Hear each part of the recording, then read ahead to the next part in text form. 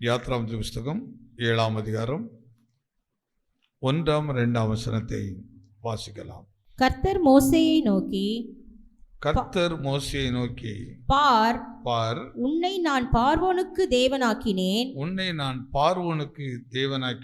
உன் சகோதரனாகிய ஆரோன், உன்னுடைய சகோதரனாகிய ஆரோன் உன் தீர்க்கதரிசியாய் இருப்பான். உனக்கு தீர்க்கதரிசியாய் இருப்பான். நான் உனக்கு கட்டளையிடும் யாவையும். இந்த வார்த்தைகள் எல்லாமே நமக்கு நன்றாக தெரிந்த வசனங்கள். காலையில் இந்த இடத்து வரை நாம் தியானித்தோம்.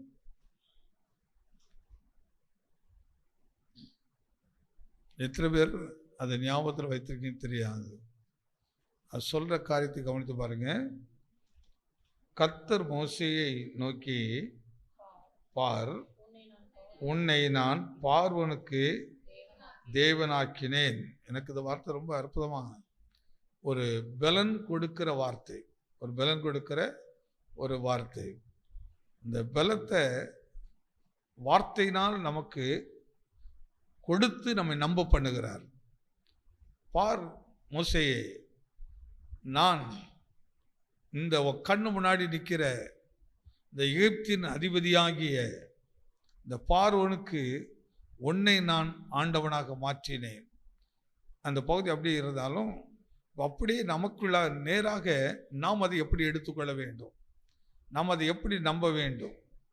கர்த்தர் என்னோடு தான் பேசுகிறாரு, என் குடும்பத்தோடு அதை பேசுகிறாரு, என் சூழ்நிலைகளை எல்லாத்தையும் கர்த்தர் கவனித்து பேசுகிறார். மகளே என்று ரொம்ப அற்புதமான சில வார்த்தை படிக்கும்போது நம்ம கரத்தை பிடித்து பேசுகிற மாதிரி இருக்கும்.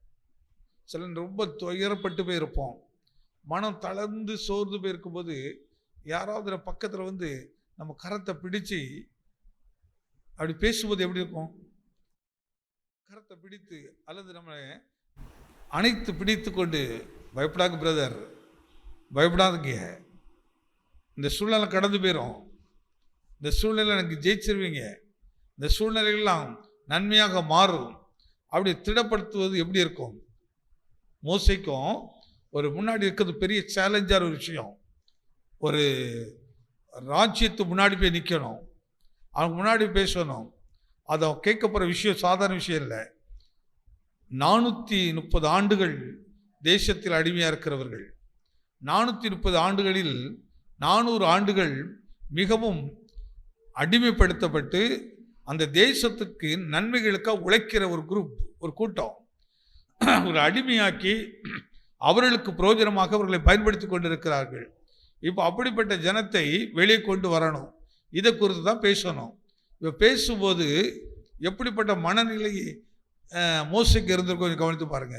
அதனால தான் வார்த்தை கொடுக்கிறார், பாடுற உடனே நீ பயப்படாத, நீ பார்க்குற இந்த பெரிய பர்வதத்துக்கு முன்னாடி நில்லு, நான் உன்னோட பேசுவேன், நீ என்ன சொல்லுவியோ அதில் நான் என்ன சொல்லணுமோ அதை நான் உன் நாவலை போடுவேன், பயப்படாத. திடப்படுத்துகிறாரு.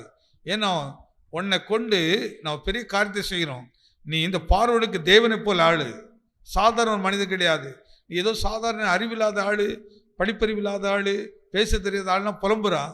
இப்படிலாம் புலம்ப வேண்டிய அவசியம் இல்லை. உன் மேல் ஒரு விசேஷித்தமான ஒரு நன்மையின் அபிஷேகத்தை நான் வைத்திருக்கிறேன், ஒரு பலத்தை உன் மேலே வைத்திருக்கிறேன் அப்படி என்று மோசேயை கர்த்தர் திடப்படுத்துகிறார், பலப்படுத்துகிறார். அவரை இன்னைக்கு நமக்கு நிறைய நேரங்களில் வார்த்தையினால் பலப்படுத்த வேண்டிய அவசியம். சில வார்த்தைகள் நம்மளை பலத்துக்கு பல பலகீனப்படுத்துகிறோம். அப்படி வந்து நம்ம இடத்த வந்து நீ இப்படி பாருது, இப்படிலாம் ஒரு சூழ்நிலை இருக்கு, உனக்கு அப்படி நடந்துடலாம், இப்படி நடந்துடலாம் அப்படி சொல்லுவதை கேட்ட உடனே ஆட்டோபடியே ஒரு பயங்கள் நமக்கு உண்டாகிறோம், பயம் உண்டாகிறோம். பெரும்பகுதியாக சிலருடைய வார்த்தை பாருங்க, நமக்கு எப்பொழுதும் நம்ம யாரையாவது ஒரு விஷயத்தை குறித்து பேசும்போது அந்த பயம் உண்டாக்குவதை போல பேசுவார். ஆனால் நம் ஆராதிக்கிற கர்த்தர் பாருங்க பலன் உண்டாக்க பேசுகிறார். இது குறித்து பவுல் எழுதுகிறார் பாருங்க, வாசிப்போம். பிலிப்பியருக்கு எழுதின நிருபம் 4ஆம் அதிகாரம் 13வது வசனத்தை எடுத்துக்கொள்வோம். அப்போஸ்தலர் பவுல் பிலிப்பியருக்கு எழுதின நிருபம் 4வது அதிகாரத்தில் எல்லாருக்கும் நல்லா தெரிந்த ஒரு வசனம் தான் பாருங்க. அதில் 13வது வசனம் ரொம்ப தெளிவாக அவருடைய பலத்தை குறித்து நம்மோடு அவர் பேசுகிற ஒரு காரியம். என்னை பலப்படுத்துகிற கிறிஸ்துவினாலே எல்லாவற்றையும் செய்ய எனக்கு பலன் உண்டு. எல்லாவற்றையும் செய்வதற்கு எனக்கு பலன் உண்டு. அற்புதமான ஒரு வார்த்தை பாருங்க. இங்க பவுல் அதை எப்படி பார்க்கிறாருன்னா, என்ன பலப்படுத்துறதுக்கு கிறிஸ்து இருக்கிறாரு. அந்த வார்த்தையை மீண்டும் ஒரு முறை படிக்கலாம். என்னை பலப்படுத்துகிற கிறிஸ்துவினாலே, என்னை பலப்படுத்துகிற கிறிஸ்துவினாலே எல்லாவற்றையும் செய்ய எனக்கு பலன் உண்டு. எல்லாவற்றையும் செய்ய எனக்கு. இப்போ பவுல் பாருங்க, தன் ஜீவியத்தில் உள்ள நினைவுகளை அப்படி பிரதிபலித்து காட்டுறாரு. தன் வாழ்க்கையில் உள்ள சில சம்பவங்களை வெளிப்படுத்தி காட்டுகிறாரு. என்னை பலப்படுத்த கிறிஸ்து, அவரை கொண்டு என்னால் எல்லாவற்றையும் செய்ய முடியும். ஏன் இந்த வார்த்தையை அவர் பயன்படுத்துறார் என்றால், அதற்கு முன்பு பவுலுக்கு இருந்த பலன் வேற, அதுக்கு முன்பு அவர்கிட்ட இருந்த ஐஸ்வர்யம் வேற, அதுக்கு முன்னாடி இந்த அறிவு வேற. பெரிய செல்வம், கல்வி, அதிகாரம் எல்லாமே அவருக்கு முன்னாடி இருந்தது. ஒரு பார்வோன் மாதிரி இருந்த ஆளு இந்த பவுல். நம்ம நினைக்கிற மாதிரி பவுல் ஒரு சாதாரண ஒன்றும் அறியாத ஆளு கிடையாது. எவ்வளவு பெரிய மகத்துவம் உள்ள ஒரு மனிதர். ஆனால் அப்படிப்பட்ட மனுஷரின் ஒரு நாள் தேவன் தொட வேண்டிய சந்தர்ப்பம் வருகிறது. தேவன் தொடுகிறார். எந்த சூழலில் எந்த தேவனுக்கு விரோதமாக செயல்படுகிறாரோ அந்த தேவனே அவரை சந்திக்கிறார். சந்தித்து அவனை தன் வேலை செய்யும்படி அவனை அந்த அடிமைத்தனத்திலிருந்து மீட்டெடுக்கிறார். அதுவரை பவுலுக்கு தான் அடிமை என்பது தெரியாது, தன் பாவி என்று கூட தெரியாது. அவரை பொறுத்தவரையில் பெரிய பரிசுத்தவான். பவுலுடைய மனதில் இருக்கிறது பெரிய பரிசுத்தவான், பெரிய ஊழியக்காரர். தன்னை ஒரு பெரிய கடவுளுக்கு தொண்டு செய்கிற ஒரு ஊழியக்காரனை போல தன்னை அவர் நினைத்து கொண்டிருக்கிறார். அப்படிதான் யோசித்து அவர் செயல்பட்டு கொண்டிருக்கிறார். அப்படிதான் அவருடைய செயல் எல்லாமே இருக்கிறது. ஆனால் அந்த பவுலுக்கு ஒரு நாள் கர்த்தர் ஒரு புதிய பலத்தை கொடுக்கிறார். பழைய பலத்தை எடுத்துட்டு அவருக்கு ஒரு புது பலனை கொடுத்து அவர் கண்களை திறக்கிறாரு. திறந்த உடனே தான் அவருக்கு தெரியுது. அவர் சொல்றார் பாருங்க, பாவிகளை ரட்சிக்க கிறிஸ்து இந்த உலகத்துக்கு வந்தார் என்கிற வசனம் எவ்வளவு உண்மை உள்ளது. அந்த உண்மை உண்பதற்கு அதுக்கு யார் சாட்சி என்று கேட்கும்போது தன்னையே முன்னிறுத்தி காட்டுகிறார். நான் அந்த வசனத்துக்கு சாட்சி. நான் அவ்வளவு பெரிய பாவம். அதுவரை ஒரு நாள் கூட பவுல் தன்னை பாவி என்று நினைக்கவில்லை. தாம் தவறான காரியத்தை செய்கிறதாவே நினைக்கல. அவரை பொறுத்தல ஒரு பரிசுத்தவானவர், தேவனுக்கு ஊழியம் செய்கிற ஒரு ஊழியக்காரராகவே தான் தன்னை நினைக்கிறார், யோசிக்கிறார், அப்படிதான் நடக்கிறார். அதனால தான் அப்படிப்பட்ட அவர் அந்த மாம்சத்து ஊழியத்தை பெரிய காரியமாக எடுத்துக்கொண்டு யோசித்து கொண்டு இருக்கிறார். காலங்கள் எப்படி மாற்றத்தை உண்டாக்குது பாருங்கள். அதே தேவன் இன்றைக்கும் சில நேரங்களில் நமக்கு நாம் செய்கிற பிழைகள் தெரிவதில்லை, நாம் செய்கிற தவறுகள் நமக்கு தெரிவதில்லை. நாம் எப்படி எடுத்துருக்கிறோன்னா, அதனால் பாருங்கள், என்றைக்கும் நம்மை நாமே நீதிமானாக மாற்றக்கூடாது. நம்மை நாமே நான் தேவனுக்கு பயப்படுகிறோம் என்று சொல்லக்கூடாது. நம்மை நாமே எப்பொழுதும் நான் பரிசுத்த ஜீவி செய்கிறேன் என்று சொல்லக்கூடாது. சில எடுத்துக்கணும், நான் யாரு, நீ யாரும் எனக்கு சொல்ல வேண்டாம், என்னை யாரு சொல்லட்டும், எனக்கும் ஆண்டவருக்கும் தெரியும். ஆண்டவருக்கும் நமக்கு தெரியுமா தெரியாதா?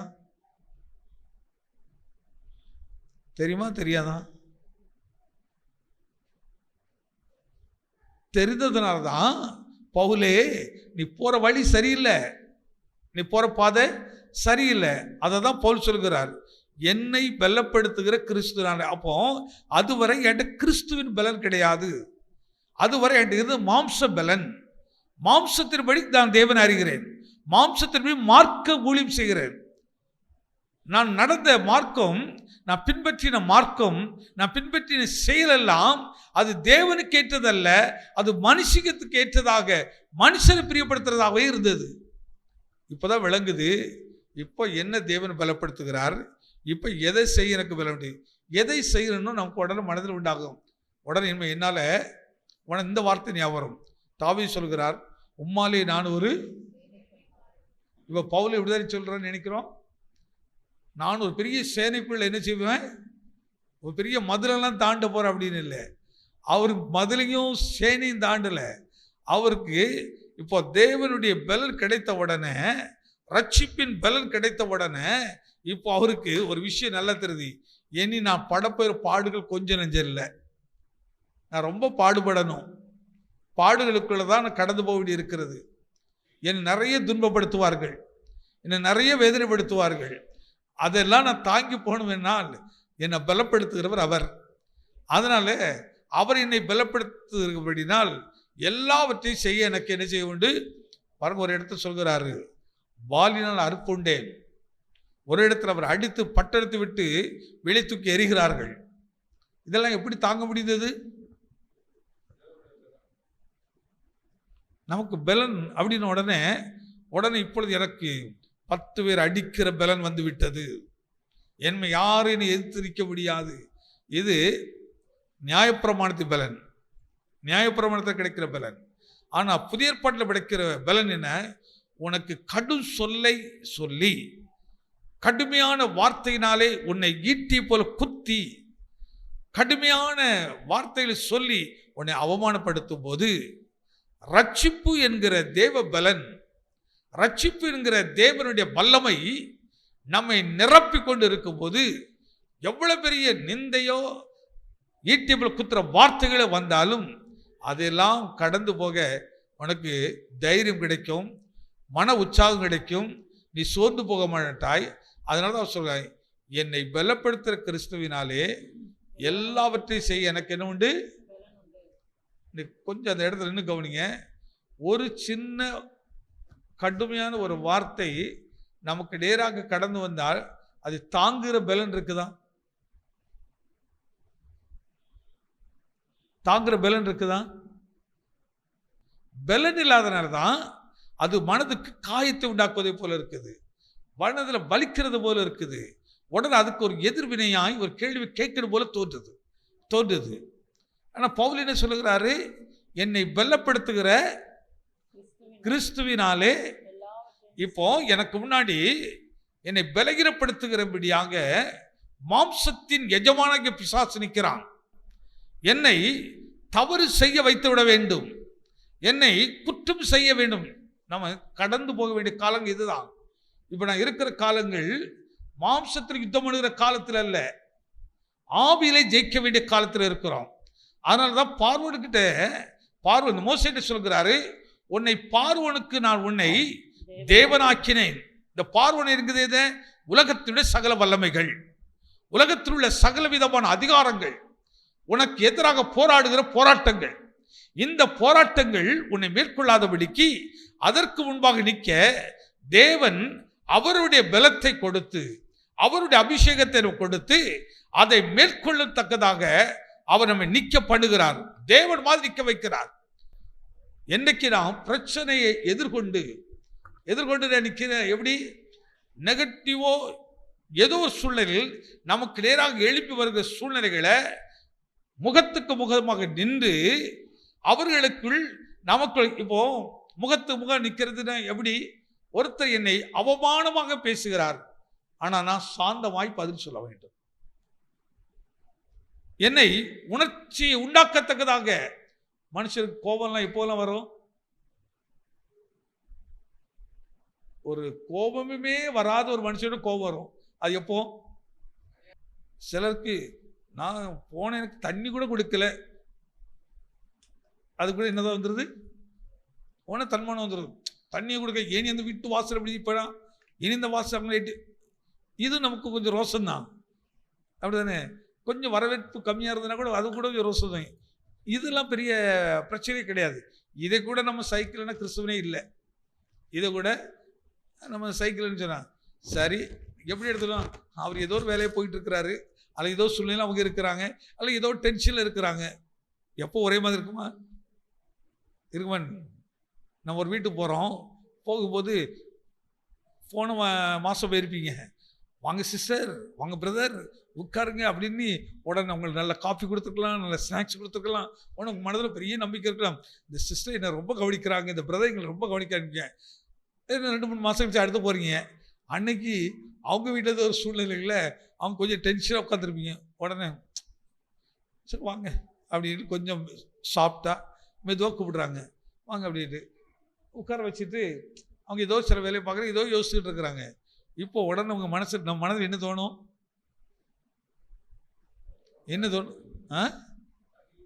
பாரு, அன்னைக்கு அப்படி செய்தாங்க, இன்னைக்கு என்ன கவனிக்கவே இல்லை, என்ன கொஞ்சம் கூட மரியாதை கொடுக்கல. உள்ள பிசாசு வேலை செய்வாருங்க. இந்த எகிப்தின் ஆவி வேலை செய்யும், பார்வோனின் ஆவி வேலை செய்யும். அந்த ஆவிகள் உன்னை அப்படியே உன்னை தூண்டும். எழுச்சி உடனே உட்காராத, எந்திரிச்சிரு, எழுந்திரிச்சிரு, போயிரு அப்படின்னு உள்ளுக்க தோண்டும். இப்போ ஏன் உன்னால அதை சகித்து கொள்ள முடியலைன்னா, உனக்குள்ள இப்போ தேவன் கொடுக்கிற பலன் இல்லை, தேவ ஐஸ்வர்யம் நமக்குள்ள இல்லை. அந்த ஐஸ்வர்யம் இல்லாதனால தான் இப்போ ஆவி எப்படி இருக்கு சொன்னா பலகீனப்பட்டு போய் இருக்குது. அங்கே சரியான போஷாக்கு இல்லை, ஆத்துமாவில் இல்லை. அதனால் இப்போ சரீரத்தினுடைய மாம்சத்தின் கொழுப்பான செயல்பட ஆரம்பிக்கிறது. நீங்க உட்காராத, வெளியே போயிரு. நம்ம வாழ்க்கை நடக்குதா நடக்கலையா? நடக்குதா நடக்கலையா? யோசித்து பாருங்க. ஒரு முறை நான் ஒரு வீட்டில் உட்கார்ந்துருந்தேன். அந்த வீட்டுக்கு அவங்களுடைய நெருங்கின சொந்தக்காரர், இவங்க கிறிஸ்தவங்க, அவங்க பிரஜாதியார் ஈஸ்வ அறியாதவங்க. ஆனால் இவங்க ரெண்டு பேருக்கு அவ்வளோ பேச்சுவார்த்தை இல்லை. ஆனால் அவங்க ஒரு விஷயமா அங்கே ஒரு இதாக இவங்களுக்கு நிறையா பலகாரம் அது இதெல்லாம் எடுத்துக்கிட்டு வீட்டுக்குள்ளே வராங்க. பல ஆண்டுகள் ரெண்டு பேருக்கும் பேச்சுவார்த்தை இல்லாத ஒரு ஃபேமிலி. ஏன்னா அவங்களுக்கு வந்து நிறைய பேர்லாம் பேசியிருக்கிறாங்க, சொல்லியிருக்கிறாங்க. ஆனால் அவங்க வீட்டில் அன்றைக்கி நான் உட்காந்துருக்கும் போது திடீர்னு அவங்க வரும்போது கணவனும் மனைவியும் பையில் அதெல்லாம் எடுத்துகிட்டு வந்தாங்க. நேரம் வந்துட்டு ஒரு தட்டு கொடு அப்படின்னாங்க. அவங்களும் அப்படியே ரூடாக அப்படி பேசுகிறாங்க. உடனே இந்த அம்மா சாப்பிட்டா போய், ஒரு வேளை இருந்த நாள் செய்தாங்கன்னு தெரியாது எனக்கு, ஆனால் ரொம்ப சாப்பிட்டா போய் ஒரு ட்ரை எடுத்து கொடுத்தாங்க. அவங்க எல்லாத்தையும் வச்சு கொடுத்தாங்க. என் வீட்டில் இப்படி ஒரு ஃபங்க்ஷனு, அந்த ஃபங்க்ஷனுக்கு ஒன்று அழைக்கிறதுக்கு நான் வந்திருக்கிறேன், ஆனால் நீ எல்லாரும் நினச்சிதுங்க வந்துருங்க. உடனே நீங்கள் இல்லை மைனி, நான் நம்ம வீட்டு ஃபங்க்ஷன் இல்லை, நான் வராமல் இருப்பேன். நான் எனக்கு ரொம்ப சந்தோஷமாக இருந்துச்சு, ரொம்ப மகிழ்ச்சியாக இருந்துச்சுது. என்ன அருமையாக அந்த வார்த்தை கேட்க ரொம்ப நல்லா இருந்துச்சுது. ஆனால் வந்தவங்க எதிர்பார்க்கவே இல்லை இப்படிலாம் நடக்கும், இப்படிலாம் இல்லைன்னுட்டு. அதுக்கப்புறம் வந்து எல்லாம் பேசுனாங்க, தண்ணி கொடுத்தாங்க, காப்பி பிடிச்சிட்டு போயிட்டேன்னா உனக்கு கிளம்புனேன். இல்லை நீங்கள் பேசுங்க, இல்லை ஃபஸ்ட்டு உட்காருங்க அப்படின்ட்டு அவங்க என்ன கொஞ்சம் உட்கார சொன்னாங்க. அப்புறம் ஜோ பண்ணி அனுப்பிட்டு அவங்க போயிட்டாங்க. போனதுக்கப்புறம் அவங்க ஒரு விஷயத்த சொன்னாங்க, எனக்கு ரொம்ப சந்தோஷமாக இருந்துச்சு. இதே இது ஒரு 6 மாதத்துக்கு முன்னாடி எங்கள் வீட்டுக்கு வந்திருந்தாங்கன்னா நான் என்ன செய்திருப்பேன் தெரியுமா? 6 மாதத்துக்கு முன்னாடி வந்திருந்தா நான் வாசல்லே வெளியே போய் சொல்லியிருப்பேன். என் அப்போ என்கிட்ட இருந்தது உலகத்தின் ஆவி என்கிட்ட இருந்துச்சு. ஆனால் உங்கள் வார்த்தைகளை கேட்க கேட்க, இதை கேட்க கேட்க என் உள்ளம் அப்படியே என் தப்புலாம் எனக்கு தெரிய ஆரம்பிச்சது. என் தவறுகளெல்லாம் சிந்திக்க ஆரம்பித்தேன். ஆமாம், நம்ம இப்படி இருந்தால் எப்படி பரலோகத்தில் போவோம், இப்படி இருந்தால் எப்படி தேவராஜ்யத்தில் போவோம், அப்படியே மாற்றினேன். ஆனால் ஆண்டுகிட்ட நானும் அவங்ககிட்ட எப்படி ஆண்டவரே வீட்டுக்கு போகிறது, மனதுக்குள்ளே ஒரு யுத்தம் போராட்டம் நடந்துகிட்டே இருந்துச்சு. ஆனால் கரெக்டாக நீங்கள் இருக்கிற நேரத்தை பார்த்து அவங்கள வர எனக்கு அது ஒரு மன தைரியத்தை கிடைச்சிது. ஒருவேளை நீங்கள் இல்லைன்னா கூட கொஞ்சம் கோவம் வந்திருக்குமே தெரியல, வந்திருக்குமோ தெரியல. அட்லீஸ்ட் பாஸ்டருக்காக மரியாதை கொடுக்கணுமே அப்படின்னு நினச்சி அது நான் செய்ய நினச்சி எனக்கு ஒரு நல்ல வாய்ப்பை கத்தர் கொடுத்த. எப்படின்னா, அன்பு செலுத்துவதற்கும் கனப்படுத்துவதற்கும் ஆண்டவர் எனக்கு ஒரு பலனை கத்தர் கொடுத்தார். எகிப்து மாதிரி வந்து நிற்கும், பார்வோன் மாதிரி சூழ்நிலை வந்து நிற்கும். அப்படி சூழ்நிலையில நீ கிறிஸ்துவின் பலத்தோடு நிற்கணும், ரட்சிப்பின் பலத்தோடு நிற்கணும், சாட்சியா நிற்கணும். அதுக்கு கொஞ்ச நாளைக்கு அவர் சொன்னாங்க, ஒரு நாள் அவங்க ஃபோன் பண்ணி சொன்னாங்களா, நான் உங்ககிட்ட இப்படி ஒரு மாற்றத்தை எதிர்பார்க்கவே இல்லைம்மா. அப்போ அவங்க சொன்னாங்களா, இப்போ நான் கிறிஸ்டின் மெசேஜ்லாம் கேட்குறேன், இப்போ இயேசுவெல்லாம் அறிந்திருக்கிறேன். அந்த இயேசு இப்போ என் மனதை மாற்றிட்டாரு, என் குணத்தை மாற்றிட்டாரு. அப்போ அவங்ககிட்ட இதே வார்த்தை சொல்கிறாங்க, நீங்கள் இதே இது ஒரு 6 மாதம் முன்னாடி எங்கள் வீட்டுக்கு வந்திருந்தா உண்மையிலே நம்ம பகை பெருசாக இருக்கும், அன்பே வந்திருக்காது. ஆனால் கர்த்தராகிய இயேசு கிறிஸ்து என்னை பலப்படுத்தினார். அதுதான் இங்கே பவுல் சொல்கிறாரு, என்னை பலப்படுத்துகிற கிறிஸ்துவினாலே எல்லாவற்றையும் செய்ய எனக்கு என்ன உண்டு? எல்லாவற்றையும் என்ன, என்னால் எவ்வளவு நாள் தாழ்மையா போக முடியும், எவ்வளவு நாள் இறங்கி போக முடியும், என்னால எவ்வளவு இறங்கி போயினாலும் அவங்களை அன்பு செலுத்தினால் முடியும், அவர்களுக்கு உதவி செய்தால் முடியும். ஏனென்றால் கிறிஸ்து சிலுவையின் மரண பரியந்தம் தன்னை அப்படியே தாழ்த்தினார். அவருக்குள் இருந்த பலன் இன்னைக்கு அவருடைய பிள்ளையாகி எனக்கு கிடைத்திருக்கிறது. எத்தனை விசுவாசிக்கிறீங்க? இதான் வாழ்க்கையில் வெற்றி. இதான் வாழ்க்கையில பிசாசு தலை நசுக்கிறது, அவருடைய கிரியில அழிக்கிறது.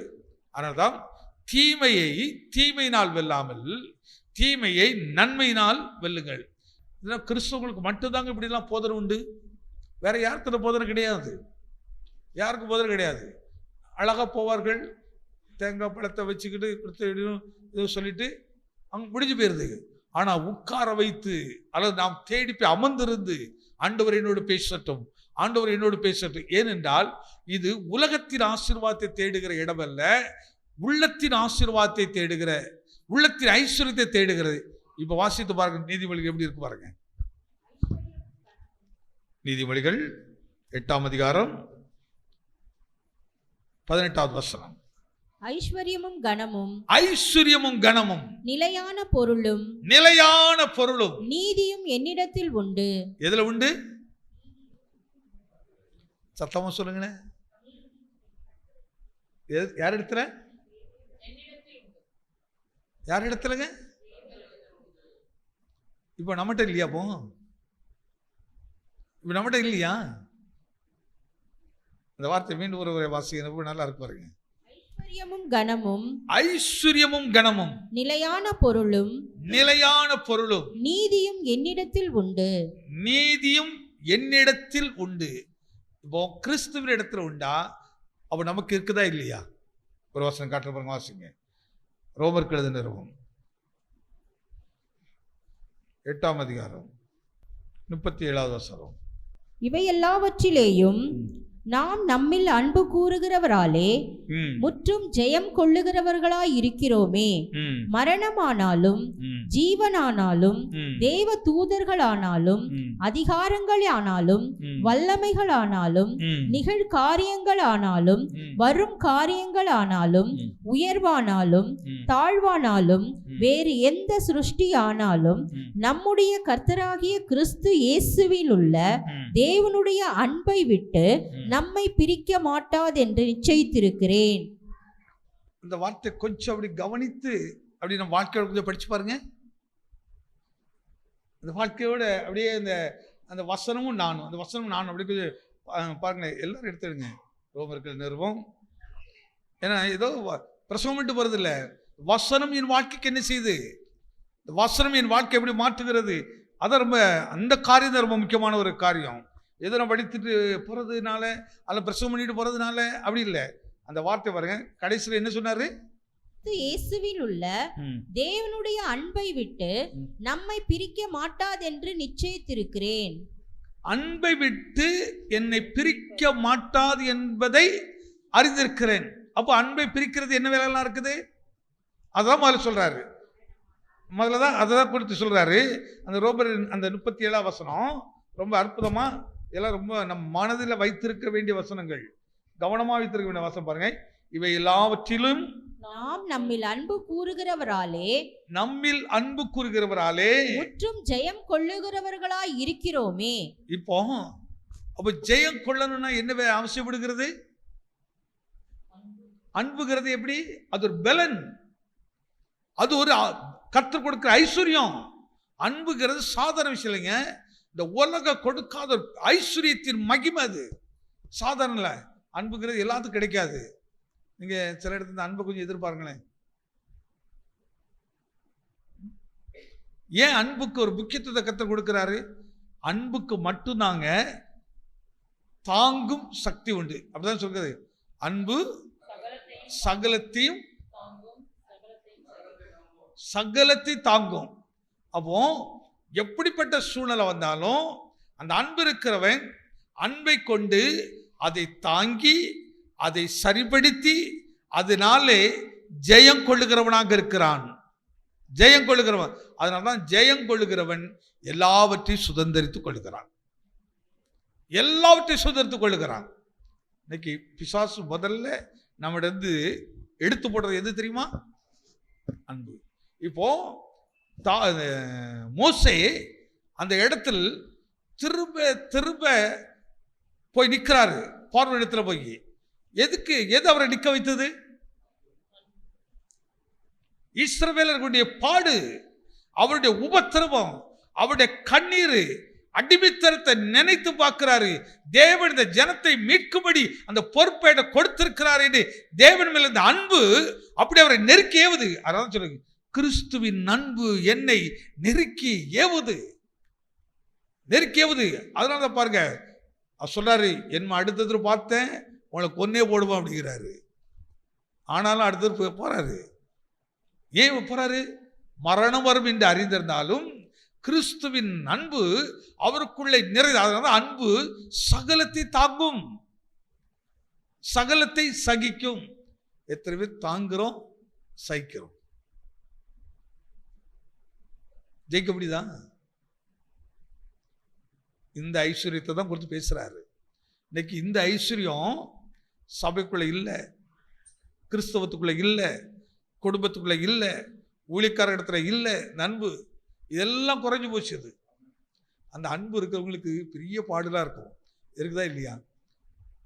யாருக்கிட்ட பாருங்க, ஒரு வீட்டில் யார் ரொம்ப சாப்பிட்டானாலோ அது சாப்பிட்டு இங்கே சாதனை வச்சுறாங்க.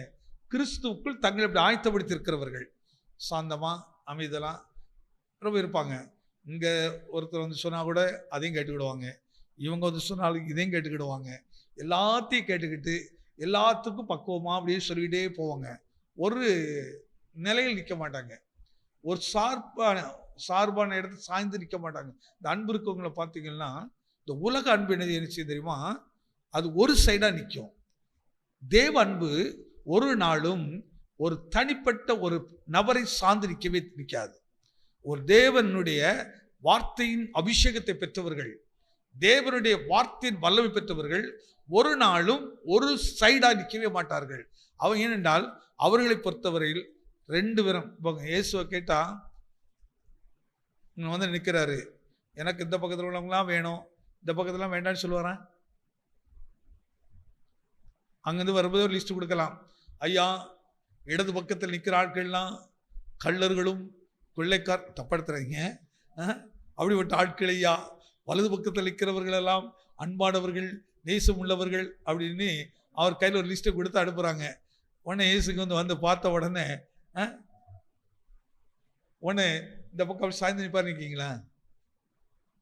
இல்லை. அவருடைய அன்பு இப்போ எந்த பக்கம் நிற்க தெரியுமா? ஏற்கனவே ஒரு நாள் ஒரு பிரசங்கம் பண்ண இருக்கா? மனம் திரும்பாத 99 மனம் திரும்பாத நீதிமான்கள், மனம் திரும்பாத நீதிமான்கள். அவர் அங்கிருந்து பருவதே இந்த லிஸ்ட்டு கொடுத்து ஆட அப்படி பார்ப்பாரு. நீ மனம் திரும்பாத ஒரு ஆளாக உட்காந்துக்கிட்டு நீ என்ன செய்ய வந்திருக்கிறா? உன்னை பொறுத்தவரையில் இவங்களெல்லாம் அவனுக்கு, ஆனால் இவர்களை உண்டாக்கினவர் நான், இவர்களை உருவாக்கினவர் நான். இவர்களை நேசிக்காமல் இருப்பேனோ, இவர்களுக்கு அன்பு கூறாமல் இருப்பேனோ, இவர்களுக்கு உதவி செய்யாமல் இருப்பேனோ? இயேசு ஒரு நாளும் கூட பாருங்க, பாவி என்று நீ ஒருவரையும் அவர் தள்ளுகிறதே இல்லை. ஆனால் தான் பாவியை அவர் நேசிக்கிறார், பாவத்தை தான் வெறுக்கிறார். அந்த உள்ளே இருக்கிற பாவத்தை தள்ளுபடி தான் நமக்கு பலன் கொடுக்கிறார். மகளே, நான் உனக்கு பலன் தரேன், நீ தைரியம் போ, நீ இந்த உலகத்தை வேலை செய்ய, தைரியம் உனக்கு நான் தர்றேன், நீ என் வார்த்தை கேளு, இந்த உலகத்தை நீ ஜெயிச்சிருவா, இந்த வல்லமையில ஜெயிச்சிருவா. அதான் யோசிப்பு கவனிக்க வேண்டியது. யோசிப்புக்குள்ள தேவன் அந்த பலன் கொடுத்துறதுபடி நான் பாருங்க, பாவம் வந்து அவரை கையை பிடிக்குது, வஸ்திரத்தை பிடிக்குது, அவருக்கு பல தொல்லை கொடுக்குது.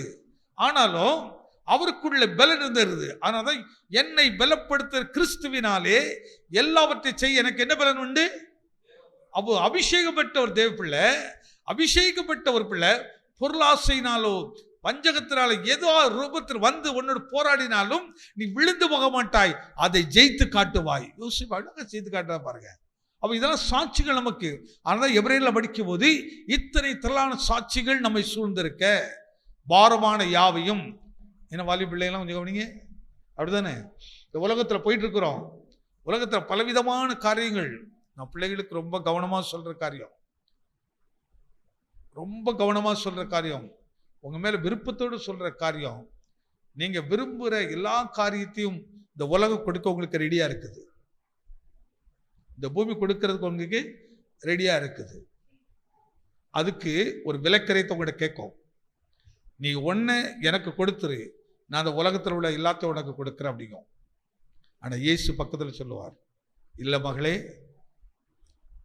நீ உன் இருதயத்தை எனக்கு கொடு, நான் உனக்கு பரம வாழ்க்கை தருவேன்.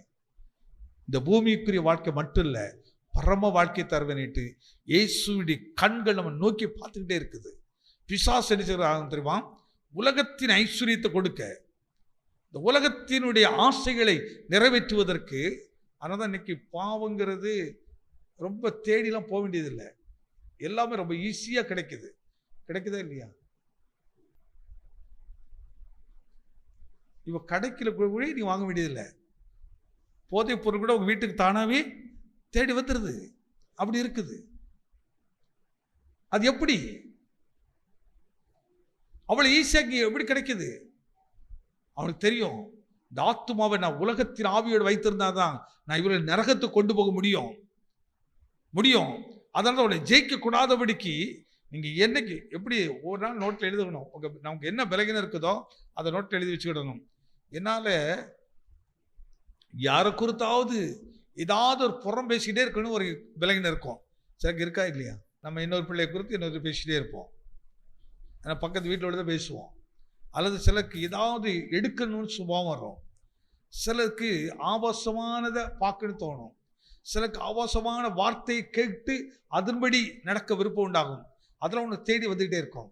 ஆனால் உனக்குள்ள தேவனுடைய பலன் உள்ள வந்துருச்சுன்னு பாருங்களேன், நீ இதெல்லாம் எல்லாவற்றையும் ஜெயிக்க உனக்கு பலன் உண்டாகிட்டே இருக்கும்.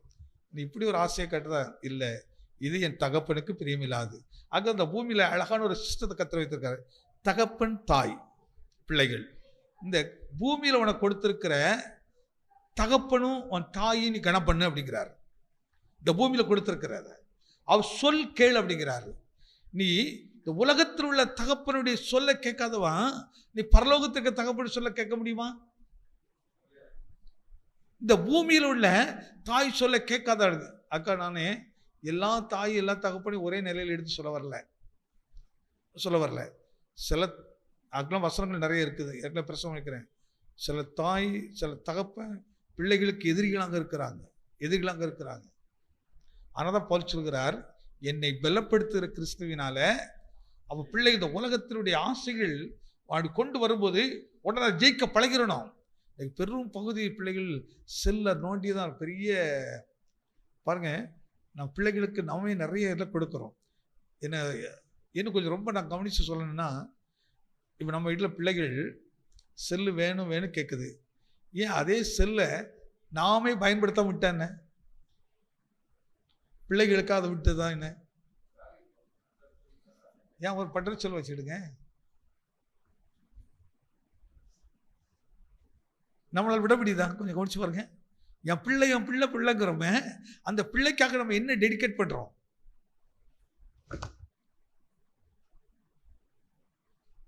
பண்றோமா?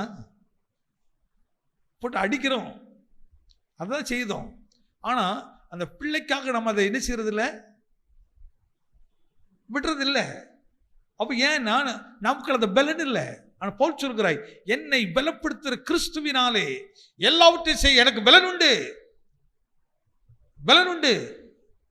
உண்டா இல்லையா? அது எவ்வளவு அடிமைத்தனத்தை ஆகும் தெரியுமா? பயங்கரமான அடிமைத்தனத்தை ஆகும். அவனை பைத்தியக்கார மாதிரி ஆக்கிறோம்.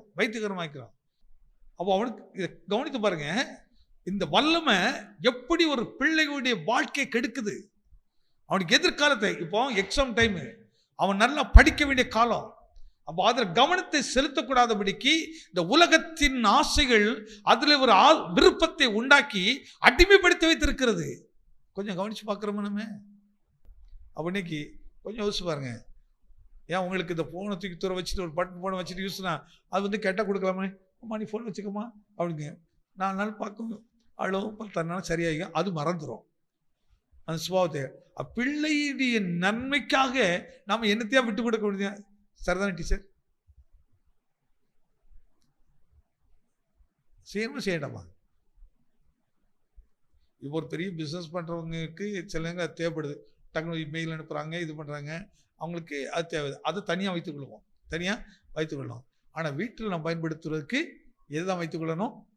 இதை வைத்துக்கொண்டால் பிள்ளைக்கு இந்த இந்த சுவாவத்தை, இந்த போட்டியிலிருந்து, இந்த சூழலிருந்து நம்ம ஜெயிக்க வைக்க முடியும்.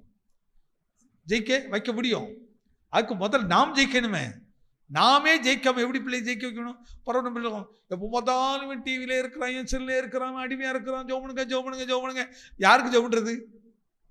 அம்மாவுக்கு ஜோமன்றதா, அப்பாவுக்கு ஜோமன்றதா, பிள்ளைக்கு ஜோமன்றதா? என்ன ஆனது? யாருக்கு ஜெபிக்கிறது? பிசினஸ் தனியாக வைத்திருங்க, வீட்டுக்கு உள்ளதை தனியாக வச்சிருங்க. நானும் தான் வீட்டுக்கு ஒரு லேண்ட்லைன் வாங்கி போட்டுறணும் இவனுக்காகவே அப்படி நினைக்கிறது. கொஞ்சம் கவனிச்சு பாருங்க. என்ன பலப்படுத்த கிறிஸ்துவினாலே.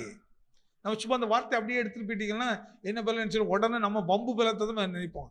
உடனே பாருங்க, கர்த்தர் சொன்ன என்னை பலப்படுத்த கிறிஸ்துவினாலே எல்லாவற்றையும் செய்ய எனக்கு பலம், அந்த எதிரிகள்லாம் முறியடித்து அதெல்லாம் ஜெயிச்சுட்டேன். யாரு?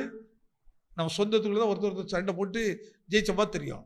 இல்லை, உன் சுபாவத்தை ஜெயிக்கணும், உன் குணத்தை ஜெயிக்கணும், உனக்குள்ள இருக்க பார்வோனின் ஆவி ஜெயிக்கணும்.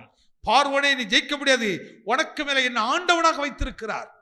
தேவ குணத்தை எனக்கு கொடுத்திருக்கிறார், தேவ சக்தி எனக்கு இருக்கு, தேவ பலன் எனக்கு இருக்கிறது. ஆனால் என்னை பலப்படுத்த கிறிஸ்துவினாலே எல்லாவற்றையும் செய்ய எனக்கு பலன் உண்டு. எத்தனை சொல்ல முடியும்? தைரியம் சொல்லுமா? என்னை பலப்படுத்துகிற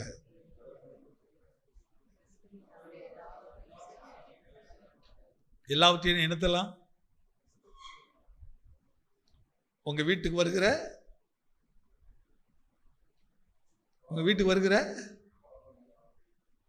இல்லை உங்க வீட்டுக்கு வருகிற உங்களுக்கு பிடிக்காத ஆள் உங்க வீட்டுக்கு வரும்போது அஜய்க்கு என்ன பலன் வேணும்?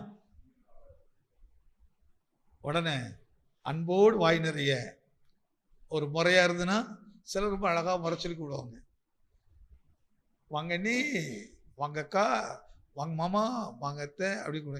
எனக்கு இந்த முறை சொல்லலாம் அவளுக்கு தெரியாது. நமக்கு ஒன்றே மணி தான் தெரியும், அக்கா அண்ணே, அதான் ரொம்ப தெரியும்.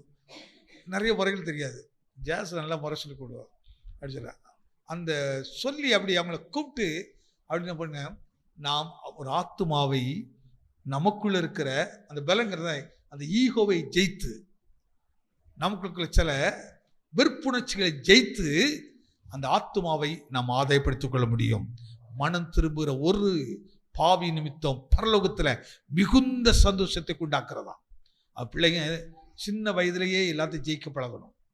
என்னது ஜெயிக்கிற? ஒரு சின்ன பென்சில் கூட கீழே கிடந்த அது எடுத்துட்டு வரக்கூடாது, எடுத்து அங்கே வச்சுட்டு வந்துடணும். நீங்கள் ஒரு சின்ன பென்சில் தானே தூக்கி பழகிட்டீங்கன்னா அது அப்படியே வேற மாதிரி. எந்த ஒரு 10 பைசான கூட எடுத்து அவங்க கொடுக்க பழகணும். வீட்டை வந்து அம்மாட்ட எடுத்து கொடுக்க பழகணும். அதை எடுத்து நான் வைக்க பழகவே கூடாது. சில எடுத்து செலவு பண்ணிட்டு நான் எடுத்து செலவு பண்ணிட்டேன், அது இல்லவே இல்லை. ஜெயிக்க பழகணும். இதுக்கெல்லாம் தேவனுடைய பலன்றதை மட்டும்தான் ஜெயிக்க முடியும். அதுதான் போல் சொல்றாங்க, என்னை பலப்படுத்துகிற கிறிஸ்துவினாலே எல்லாவற்றையும் செய்ய எனக்கு பலன் உண்டு. அப்போ உங்க ரோமர்ல எழுதும்போது எப்படி எழுதினாரு? முற்றிலும் ஜெயம் கொள்ளுகிற, அதனால் வாஸ்தவம், நம்முடைய கர்த்தராகிய இயேசு கிறிஸ்துவில் உள்ள தேவனுடைய அன்பை விட்டு நம்மை பிரிக்க மாட்டார். ரொம்ப அற்புதமா இருக்கு பாருங்க. நம்மை பிரிப்பவன் யார்? கொஞ்சம் யோசித்து பாருங்க. என்னையும் என் ஆண்டவரையும் பிரிக்கவே முடியாது. எத்தனை சொல்ல முடியுமா? அவங்க மட்டும் கை வைத்து ஒரு ஆமென் சொல்லுங்க. ஆமே. நீங்க வீட்டு போனோன்னு கரெக்டாக சுதந்திரம் வந்து நிற்பான், நீ இப்படியா கையை வைத்து சொன்னா பாரு அப்படின்ட்டு. கிறிஸ்துவின் அன்பை விட்டு என்ன பிரிக்க முடியாது. அப்போ கிறிஸ்துக்கு பிரியமில்லாத செய்தா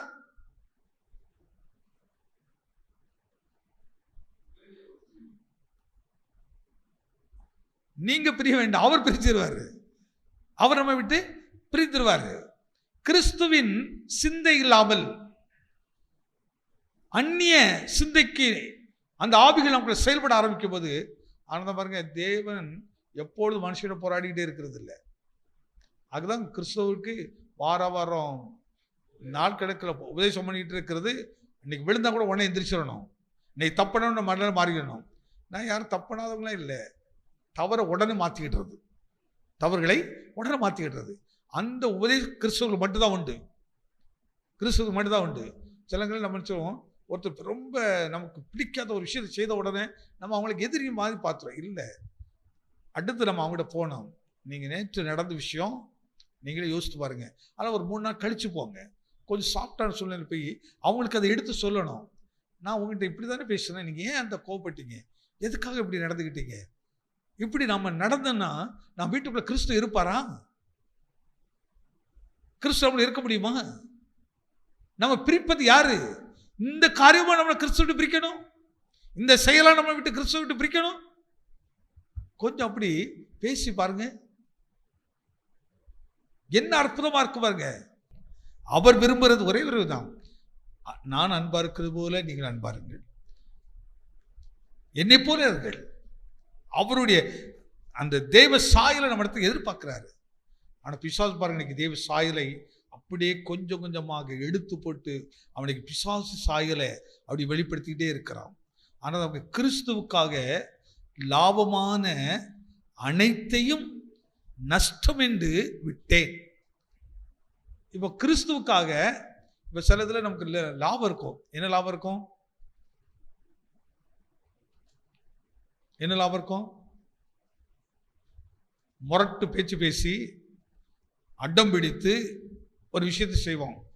செய்யும்போது சக்ஸஸாகவே நினைச்சது நடக்கும். அந்த விஷயத்தை கவனிங்க, அந்த காரியம் நடக்கும். எக்ஸாம்பிளோட சில விஷயத்தை வந்து பாருங்க. ஒரு முறை எங்கள் வீட்டில் எங்கள் அப்பா இருந்தோடனே லேண்ட் வாங்க வச்சோம். அப்போ நான் சொன்னேன் இப்படி இப்படி பண்ணுங்க அப்படின்ட்டு ஒன்று கொடுத்தேன். உடனே ஒரு தம்பி வந்தான், இதெல்லாம் இப்படி வைக்க முடியாது, இப்படி தான் வைக்கணும் அப்படின்னா. சரி நீ சொல்லுப்பா எப்படி வைக்கணுமோ சொல்ல அப்படின்ட்டு. இல்லை இது இப்படி வைக்கணும், இது இப்படி வைக்கிறோம், அப்படி இதை வைக்கிறோம். அதான் இருக்கிற நல்லதெல்லாம் யாருக்கு? ஒருத்தருக்கும். இன்னொன்னெல்லாம் அந்த மாதிரி அவர் ஒரு விஷயத்த சொல்கிறாரு. நான் உடனே சொன்னேன், சரி அதை எடுத்துக்க, நீ அதை எடுத்துக்க, நீ விரும்புகிறபடியே நடந்துக்க. சிலருக்கு பாருங்க அந்த முரட்டு பேச்சு இதெல்லாம் பார்த்த உடனே பக்கத்துக்கு தமிழ் சரிண்ணே விட்டு கொடுத்துருங்கண்ணே, விட்டு கொடுத்துருங்க. அப்போ இது தேவனுக்கு பிரியமா இருக்குமா? நான் கவனிக்க வேண்டியது மனுஷனுக்கு பிரியமா இருக்குதா இல்லையா? அப்போ தேவனுக்கு பிரியம் இருந்தால் தான் மனுஷனுக்கு பிரியம் இருக்கும். தேவனுக்கு பிரியம். அப்போ லாபமான அனைத்தையும் நஷ்டம் என்று நான் கர்த்தருக்கா விட்டு கொடுக்கிறேன். எனக்கு இதில் லாபம், ஆனால் அதே நேரத்தில் இதனால என்னுடைய ஆவிக்குரிய ஜீவ கெடுவானால் வேண்டாம், விட்டுறேன். எனக்கு இதை விட கர்த்தர் 10 மடங்கு ஆசீர்வதிப்பார். எதிரே நம்புறீங்க? நீ கிறிஸ்துவுக்கு அவனை விட்டு பாருங்க, இழந்து பாருங்க, எதுவுமே மாறவே மாறாதுங்க, எதுவுமே மாறாது. எல்லாத்துக்கும் நான் வந்து இப்போ பிரசவம் பண்ணுறது வாழ்க்கையோடு பேசுகிறேன், ப்ராக்டிக்கலாக பேசுகிறேன். ஒரு முறை ஒரு சம்பவம் நடந்துச்சுது.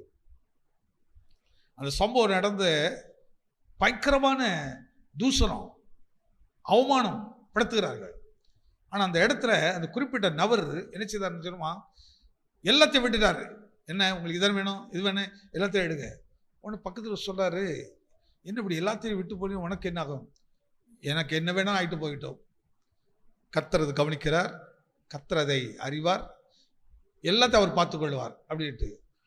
ஆனால் கவனிச்சு பாருங்க, கொஞ்ச நாளைக்கு அப்புறம் இந்த ஏமாத்துற நபருக்கு ஏமாந்தவரும் ஏமாத்துறவரும் இவங்களுக்கு பெரிய பிரச்சனை வந்துச்சு, புரட்டு. அவர் மரித்து போவார் அப்படிங்கிற நிலைமை வந்துச்சுது. ஆனால் இந்த ஏமாற்றப்பட்டார் பாருங்க, இவர் அவருக்காக ஓசை பண்ணி ஜெபம்ன்றாரு.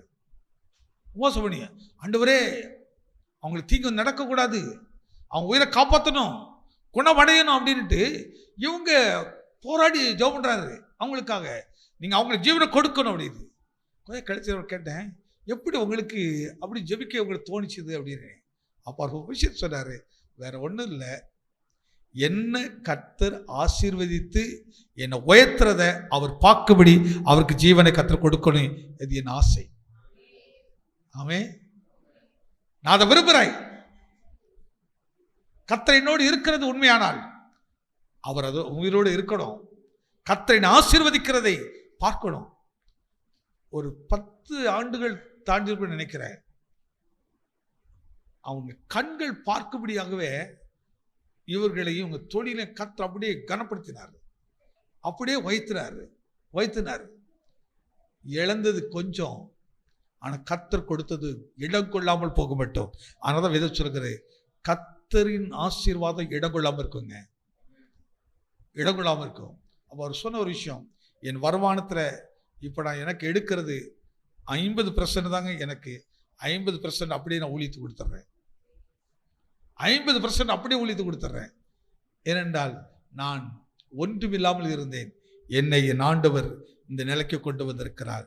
அந்த பலனை எனக்கு கர்த்தர் கொடுத்தார். அவர் சொன்ன ஒரு விஷயம், அப்படி நெருக்கப்பட்ட அந்த காலத்தில், அப்படி பயங்கரமாக நெருக்கப்பட்ட காலத்தில் என் ஆண்டவர் எனக்கு அதை தாங்குகிற ஒரு பலனை கொடுத்தார், அதை சகித்துக்கொள்ள ஒரு பலன் கொடுத்தார். அதனால்தான் பவுல் சொல்கிறார், என்னை பலப்படுத்துகிற. அதனால்தான் பவுல் சொல்கிறார், கிறிஸ்துவின் அன்பை விட்டு. அப்போ எனக்கு நஷ்டம் வந்தாலும் என்னை பிரிக்க முடியாது, வேதனை வந்தாலும் என்னை பிரிக்க முடியாது, நோய் வந்தாலும் என்னை பிரிக்க முடியாது, எது வந்தாலும் பிரிக்க முடியாது. கிறிஸ்துவின் அன்பை விட்டு மட்டும் என்னை யார் பிரிக்கவே முடியாது. எப்போ பிரிக்க வரும்? கிறிஸ்து எதிர்பார்க்கிறதை நாம் செய்யாமல். ஏன்னா இந்த கடைசி காலத்தில் நம்ம இடத்துல எல்லா உலகம் எதிர்பார்க்க சாட்சி, எல்லாரும் எதிர்பார்க்கிறது சாட்சி. ஒரு காலத்தில் கிறிஸ்தவர்கள் அப்படின்னு சொன்னாலே அன்புள்ளவர்கள், கிறிஸ்தவர்கள் சொன்னாலே உதவி செய்கிறவர்கள், கிறிஸ்தவர்கள் என்று சொன்னாலே விட்டு கொடுக்கிறவர்கள், கிறிஸ்தவர்கள் என்று சொன்னாலே எல்லாரையும் ஒரே மாதிரி பார்க்கிறவர்கள். ஆனால் இன்றைக்கு அப்படி இல்லை, சாட்சி இழந்திருக்கிறோம். அதனால தான் எபிரேயருக்கு எழுதும் சொல்லுங்க, இத்தனை சாட்சிகள் நம்ம அப்போ இவங்கெல்லாம் இவ்வளோ சாட்சிகள் பாருங்க. பவுல் பிரதானமான சாட்சி. பவுல் எழுதுற பாருங்க, பாவிகளில் பிரதான பாவி, ரத்தம் சிந்துவது கூட நான் உடனே இருந்தையா, கிறிஸ்தவனை அடித்தேன், அவரை காயப்படுத்தினேன், அவரை ஜெயிலில் கொண்டு போட்டேன். அப்படிப்பட்ட என்னை இந்த இயேசு என்னை மாற்றினார். மாற்றினது மாத்திரம் இல்லை, இப்போ நேர் எதிர்மாறாய் ஒரு நாள் அதிகாரம் பண்ணி கொண்டிருந்தேன், இப்போ மற்றவங்களாம் என் மேலே அதிகாரம் பண்ணுறாங்க. அந்த அதிகாரத்தையும் நான் பொறுத்து கொள்ளுகிற பலனை எனக்கு கொடுத்திருக்கிறார்.